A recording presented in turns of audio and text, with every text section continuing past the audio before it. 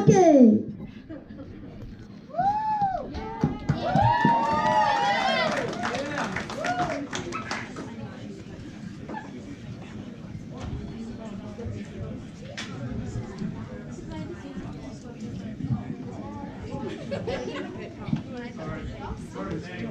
I'm actually just doing an interpretive dance. Do it to karaoke. I have some dot points.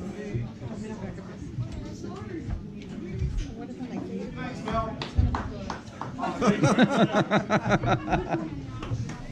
I was going to thank you, but you can get.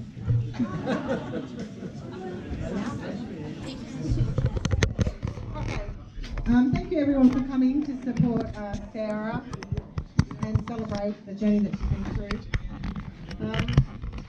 She told me I was going to be doing a speech. She didn't ask. That's going to be annoying. And, no, not you. That's really loud. Okay, no, it's really long. I'm sorry, everyone. Like, sit down if you haven't got a seat. So, she said, can you do a speech? And I went, yeah, all right. No, she didn't. She said, you're doing a speech. I went, yeah, that's cool, I'm doing it. That's fine, that's great. I'm like, well, what am I going to talk about? And obviously, she's had cancer. That's a no-brainer. We know that. But I thought, well, it's obviously been a very horrendous journey for Sarah. But I wanted to tell her as an outsider's perspective from a best friend. And probably similar to what you guys felt. I don't need to talk about her life before the C word, cancer, but because as you look around, you are all before that and you're very important, and she's pretty lucky because she's got all of us.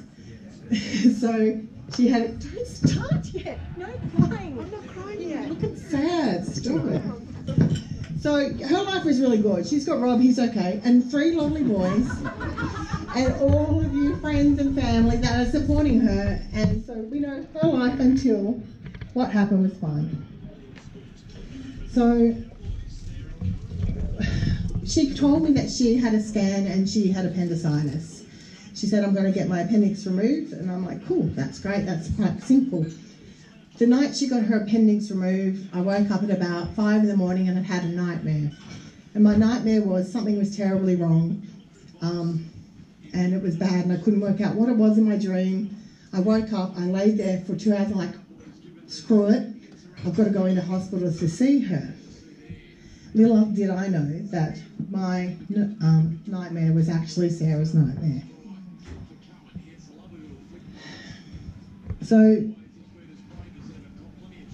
she got her appendix removed, which is 1 step forward, but to find out that it was pretty bad was 2 steps back. So she went away on a holiday because she was in denial, I'm pretty sure, and wanted to have a really good time and create even more good memories that she's already made. I'm lucky and unlucky enough to be a nurse, and Calista, who sends her regards and says hello to you, I had seen her while Sarah was on holiday, and I said, oh, Sarah's my best friend, you operated on her, how'd it go? And she goes, I'm so sorry. And I went, She said, I'm so sorry, it was just horrible. The cancer was everywhere. And I lost my shit, of course, because I knew before Sarah how bad it actually was. She said, this is her words, it had dripped out of her appendix. She had spots of cancer on her ovaries and her uterus and in all the lining of her tummy. I've never seen anything so bad. Calista was a great advocate for Sarah and really pushed for the doctors to look into it sooner and make sure they took the right care of her. So after a step forward of getting her appendix removed, she took 2 steps back.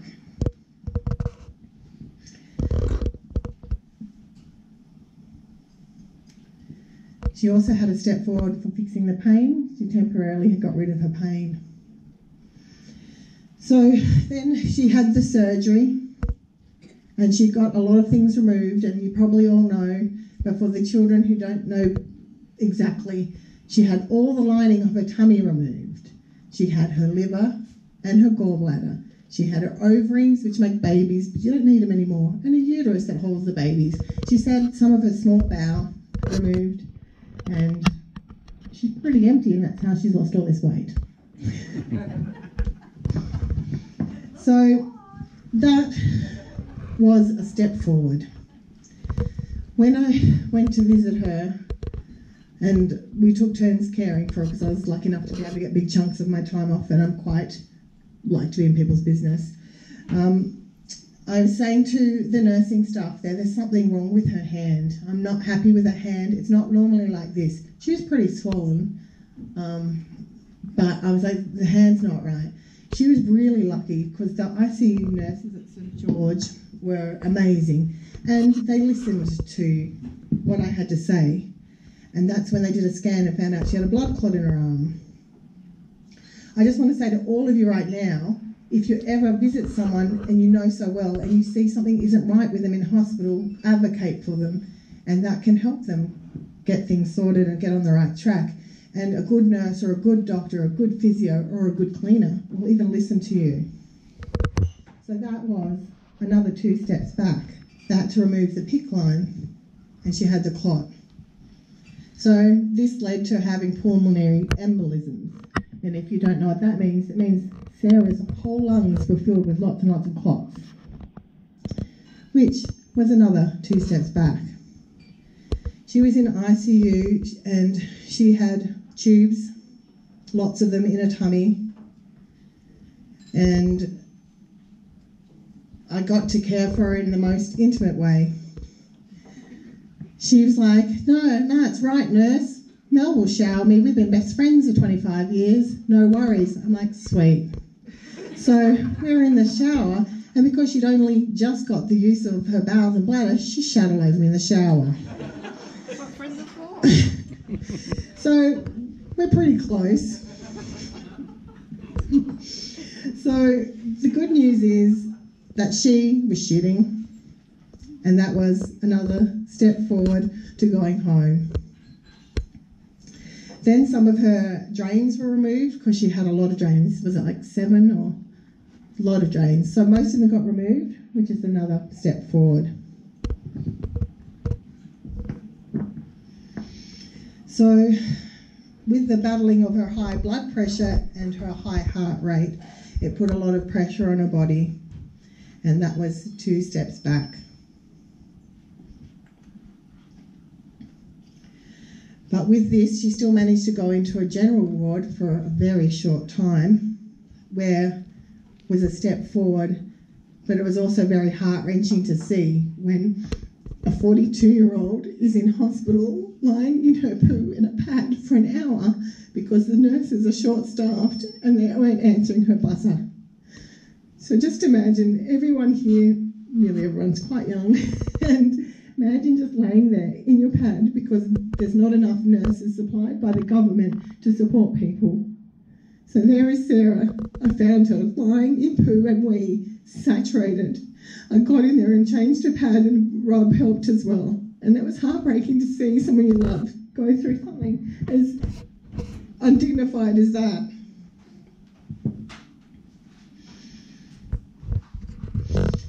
So while she was in that ward, she got a thing called VRE, vancomycin resistant enterococci. Sorry, I can't actually say words even though I am a nurse. So this is a kind of bacteria that made her resistant to antibiotics. So kids, if you go to the doctors and you have a cold, they put you on an antibiotic and then you get better. No antibiotics were making Sarah any better. So this made her take 2 steps back. I don't know if any of you are adding up as we go along, but that right now makes her -5 steps back. So she was still battling the high pulse, and then I got a phone call. I was in Canberra. I got a phone call from Rob to say that she had an aneurysm. Her brain had started bleeding. They had rushed her to the hospital. This is a big, serious thing, and that was another 2 steps back that she took. On the way there, you probably don't know because she's very shy about it, but she died twice.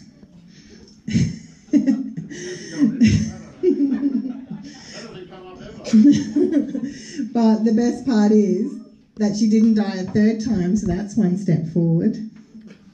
So right now we're at -6. We raced to Sydney, and seeing her family distressed, her parents and her husband and her kids,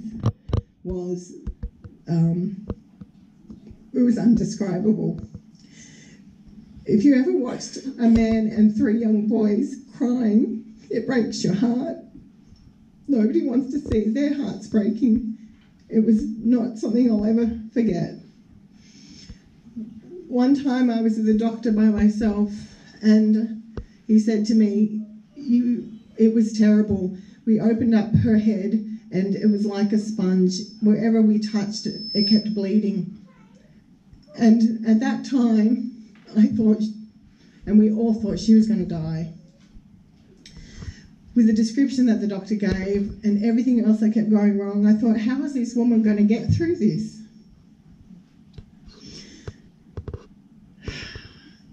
So we waited for her to wake. We waited, we went together, we took turns, we held each other's hands, we held her hands, we took some inappropriate photos around her to cheer ourselves up.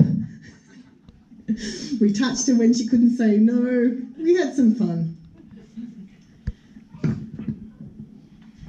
her inappropriately. Robert did. Did it? So she did wake, thank goodness. And that's another step forward.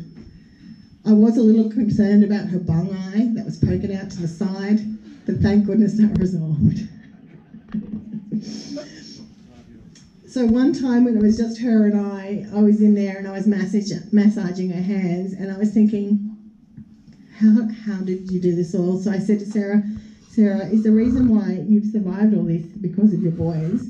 And she said, yeah, I'm fighting for them. So she then finally sat out of bed for the first time, which is another step forward. Then she kept getting better. Her eyes started straightening out, thank God. And she had her final drains removed, and she was going to head home, which was another step forward.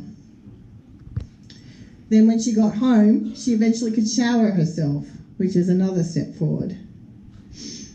Then she was walking around the block, which is another step forward. And then, I was meant to add it all up and I got too distracted. But we did get to a +2, I remember that. So finally,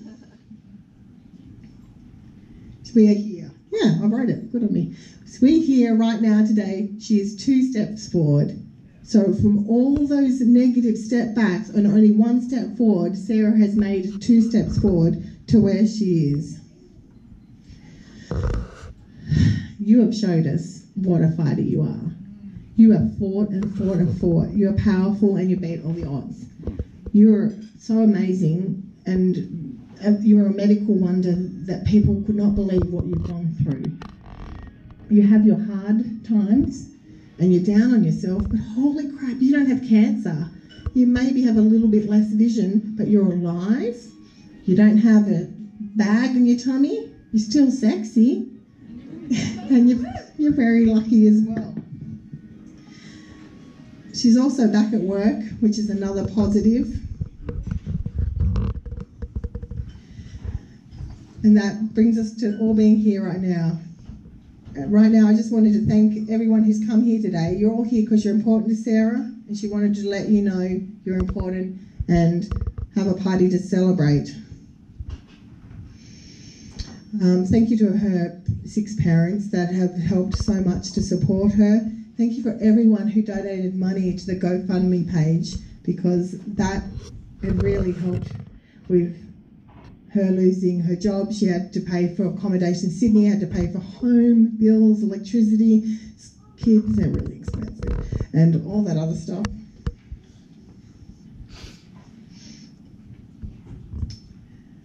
Her boys, thank you to them, because they've held it together for her and are mostly not selfish.